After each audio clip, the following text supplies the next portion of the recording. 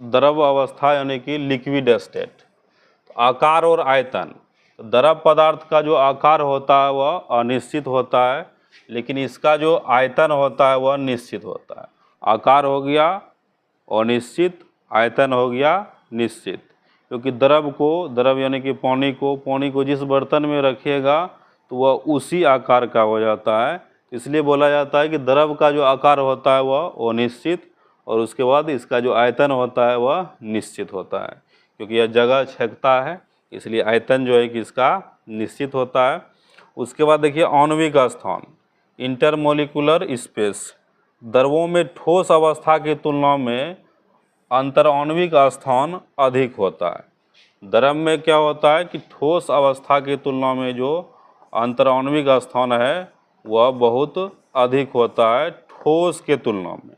ठोस के तुलना में अधिक होता है अंतराण्विक स्थान, यानी कि द्रव में जो मोलिकुल है, जो अणु है, तो दो अणु के बीच का जो स्पेस है ठोस की तुलना में ज़्यादा होता है।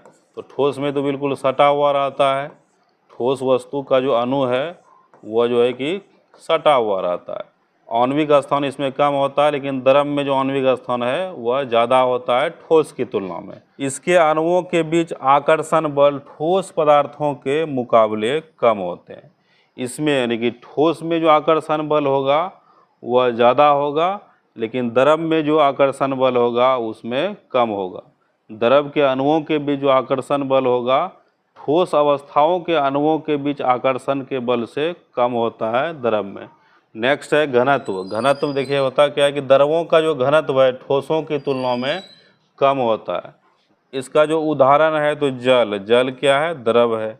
दूध भी द्रव है, तेल भी द्रव है, तो ये सब लिक्विड में आएगा। उसके बाद है गैसीय अवस्था। गैस का जो आकार और आयतन होता है दोनों अनिश्चित होता है, आकार भी अनिश्चित और आयतन भी अनिश्चित। तो गैस जो है किसी भी आकार के पात्र में समा जाती है।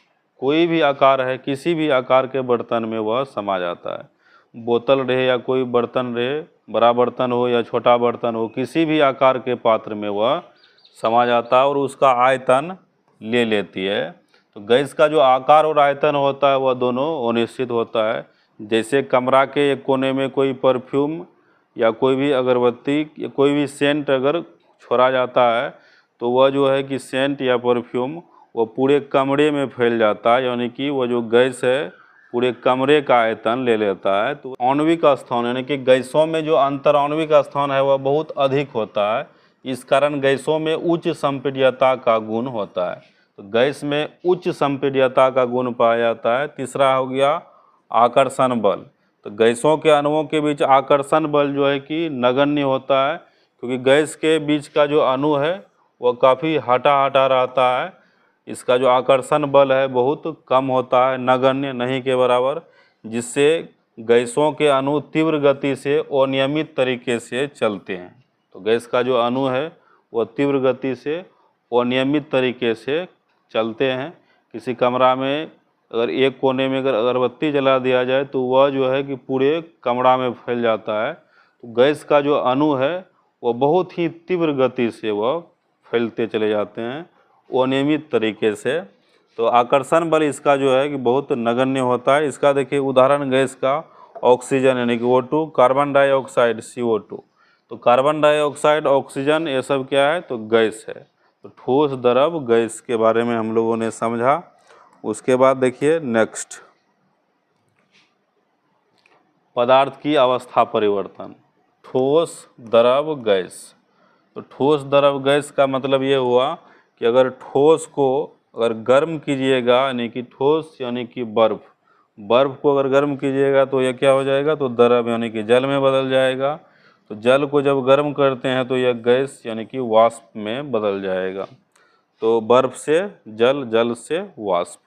तो बर्फ़ क्या हो गया? तो ठोस, जल हो गया द्रव, वाष्प हो गया गैस, वाष्प गैस, जल द्रव, बर्फ़ ठोस। तो अब देखिए इसका उल्टा भी सत्य है। गैस को जब ठंडा कीजिएगा तो जल बनेगा, तो जल को ठंडा कीजिएगा तो बर्फ़ बनेगा। तो यह अवस्था जो है एक परिवर्तन होता है ठोस से द्रव में, द्रव से गैस में। उल्टा भी इसका सत्य है, गैस को ठंडा कीजिएगा तो द्रव, द्रव को ठंडा कीजिएगा तो ठोस। अब इसमें पदार्थ के तीनों अवस्थाओं का जो तुलनात्मक अध्ययन है थोड़ा सा देख लेते हैं, यह बहुत इम्पोर्टेंट है। पहला हो गया घनत्व। ठोस का जो घनत्व है द्रव से ज़्यादा होगा, द्रव का घनत्व गैस से ज़्यादा होगा। तो गैस का जो घनत्व है बहुत कम होता है, ठोस का जो घनत्व है बहुत ज़्यादा होता है। उसके बाद देखिए आणविक आकर्षण बल। ठोस का जो आणविक आकर्षण बल है वह ज़्यादा होगा, द्रव का जो आणविक आकर्षण बल है वह गैस से ज़्यादा होगा। यानी कि ठोस का आणविक आकर्षण बल बहुत ज़्यादा होगा, गैस का जो आणविक आकर्षण बल है वह कम होगा। ठोस का सबसे अधिक और गैस का सबसे कम। ठोस, द्रव और गैस का जब तुलना कीजिएगा। तीसरा है अंतराण्विक स्थान। गैस का जो अंतराण्विक स्थान है वह द्रव और ठोस की तुलना में ज़्यादा होता है। तो गैस से कम रहता है द्रव में, द्रव से कम रहता है ठोस में। उसके बाद देखिए प्रसार। गैस का प्रसार, गैस का जो प्रसार है बहुत तेज़ी से होता है, वह जल्दी से फैल जाता है। उससे कम द्रव है और उससे भी कम क्या है, ठोस है। उसके बाद देखिए विसरण। तो गैस में विसरण की क्रिया तेज़ी से होती है, द्रव में इससे कम और इससे कम ठोस में। तो गैस में जो विसरण की क्रिया है वह बहुत ही तेज़ी से होता है। गतिज ऊर्जा, तो गैस में ज़्यादा, उससे कम द्रव में और उससे कम ठोस में। इसको याद रखना है। पदार्थ की तीनों अवस्थाओं का यह तुलनात्मक अध्ययन था। चौथा हो गया प्लाज्मा अवस्था, यानी कि प्लाज्मा स्टेट। तो कोई निश्चित आकार या आयतन नहीं होता है। प्लाज्मा अवस्था का कोई निश्चित आकार और आयतन नहीं होता है। यह पदार्थ की चौथी अवस्था होती है। पदार्थ की चौथी अवस्था को प्लाज्मा अवस्था कहा जाता है।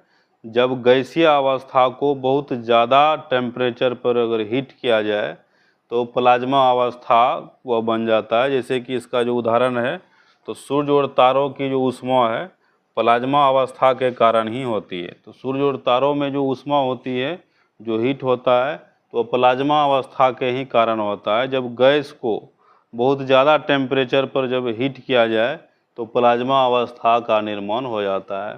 देखिए प्लाज्मा गैसों की आयनीकृत अवस्था होती है। गैस की आयनीकृत अवस्था होती है जिसमें धन आवेशित आयन और उसके बाद ऋण आवेशित इलेक्ट्रॉन की जो संख्या है वह बराबर होती है। तो प्लाज्मा गैसों की आयनीकृत अवस्था होती है जिसमें धन आवेशित और उसके बाद ऋण आवेशित आयनों की संख्या दोनों बराबर होती है। नेक्स्ट है बोस आइंस्टीन कंडेंसेट। इसमें देखिए सत्येंद्र नाथ बोस द्वारा 1920 में कुछ गणनाएं की गई थी जिनके आधार पर अल्बर्ट आइंस्टीन ने द्रव्य की पांचवी अवस्था की भविष्यवाणी की थी। तो बीईसी यानी कि बोस आइंस्टीन कंडेंसेट वह अवस्था है जिसमें किसी गैस को लगभग परम शून्य ताप, इसको परम शून्य ताप यानी कि बहुत ज़्यादा इसको ठंडा किया जाता है, शीतल किया जाता है, तो परमाणुओं की जो मुक्त ऊर्जा है लगभग वह समाप्त हो जाती है। और बीईसी में परमाणु एक साथ मिलकर सामूहिक रूप से एक ही क्वांटम अवस्था में पहुंच जाते हैं। यानी इन परमाणुओं का व्यवहार एक सामान्य कण की तरह होता है। पदार्थों में होने वाले परिवर्तन को समझते हैं। पदार्थों में होने वाले परिवर्तन को देखते हैं। तो पहला हो गया भौतिक परिवर्तन यानी कि फिजिकल चेंज।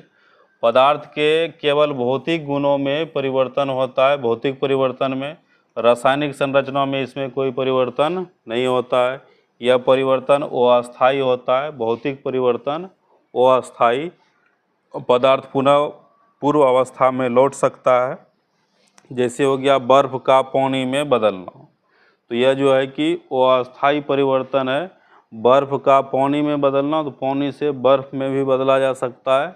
उसके बाद है पानी का वाष्प बनना। पानी से वाष्प बनाया जा सकता है और वाष्प से पानी भी बनाया जा सकता है। कांच का टूटना, फिर टूटे हुए कांच से कांच को बनाना। तो यह सब जो एक भौतिक परिवर्तन का उदाहरण हो गया। तो नेक्स्ट अब हम लोग देखते हैं रासायनिक परिवर्तन यानी कि केमिकल चेंज। तो केमिकल चेंज में क्या होता है, पदार्थ के रासायनिक गुणों और संरचनाओं में परिवर्तन होता है। तो यह परिवर्तन अस्थायी होता है। जब यह परिवर्तित हो जाता है तो पुनः उसको पूर्व अवस्था में नहीं लौटाया जा सकता है। मूल अवस्था में उसको नहीं लौटाया जा सकता है। परिवर्तन के परिणाम स्वरूप नया पदार्थ बनता है। पदार्थ पुनः अपनी पूर्व अवस्था में नहीं लौट सकता। उदाहरण हो गया दूध का दही बनना। जिसे दूध से अगर दही बन जाता है, फिर दही से दूध बनाना असंभव है। लोहे का जंग लगना। जिस लोहे में जंग लग जाता है तो जंग लगे लोहे को फिर लोहा में नहीं बदला जा सकता है। उसके बाद लकड़ी का जलना। जले हुए लकड़ी से लकड़ी नहीं बनाया जा सकता है। तो ये सब जो है कि रासायनिक परिवर्तन है। अब इसके बाद हम लोग इसके उदाहरण को थोड़ा और देख लेते हैं। तो भौतिक परिवर्तन में जो है कि मोमबत्ती का पिघलना भौतिक परिवर्तन के अंतर्गत आएगा। पानी से बर्फ बनना यह भी भौतिक परिवर्तन के अंतर्गत आएगा। पानी का वाष्प बनना, दूध का गर्म होना, रेत का पानी में घुलना, और उसके बाद है कागज़ का फटना। तो ये सब भौतिक परिवर्तन के उदाहरण हैं। अब देख लेते हैं रासायनिक परिवर्तन के उदाहरण को। मोमबत्ती का जलना, उसके बाद है मक्खन का खट्टा होना, खाने का पचना, लोहे पर जंग लगना, दूध से दही बनना, कागज़ का जलना। तो ये सब रासायनिक परिवर्तन के उदाहरण हुए। तो ये जो चैप्टर है इसी जगह समाप्त हो जाता है। फिर मिलते हैं नेक्स्ट चैप्टर में।